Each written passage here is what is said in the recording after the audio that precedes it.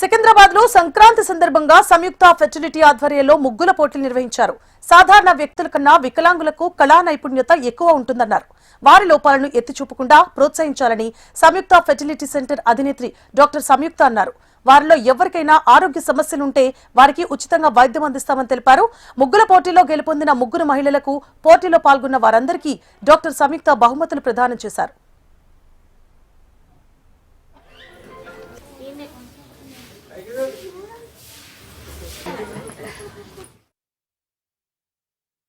సంయుక్త fertility నుంచి ఇవాళ మనకి ఇక్కడ డిఫరెంట్లీ ఏబుల్డ్ వాళ్ళు సంక్రాంతి సందర్భంగా ముగ్గుల పోటీలు నిర్వహిస్తున్నారనమాట.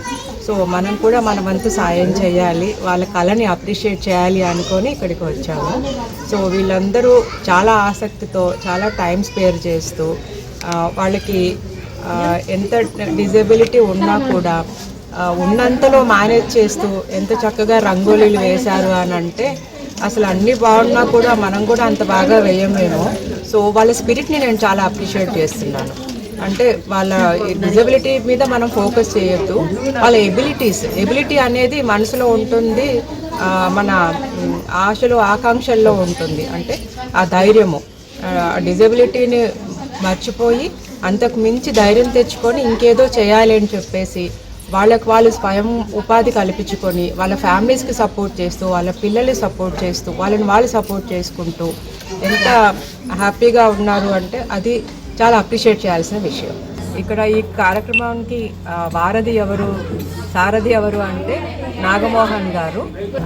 హ్యాండిక్యాప్ అనేది డిఫరెంట్లీ ఏబుల్డ్ అనేది ఇది జెనెటికల్గా వచ్చేది కాదు. సో ఎన్నో కారణాల చేత అది ఇన్ఫెక్షన్స్ ఉండొచ్చు, యాక్సిడెంట్స్ ఉండొచ్చు, కొన్నిసార్లు హెల్త్ రిస్క్ కూడా కొన్నిటి వల్ల రావచ్చు. సో ఇది జెనెటికల్ కాదు కాబట్టి వాళ్ళు పెళ్లి చేసుకున్న వాళ్ళ పిల్లలు కూడా చాలా ఆరోగ్యంగానే ఉంటారు. సో ఆ పరంగా వాళ్ళ గురించి భయపడాల్సిన అవసరం లేదు. సో చాలామంది పెళ్లి చేసుకొని చాలా నార్మల్గా ఉన్నారు పిల్లలందరూ కూడా ముద్దుగా.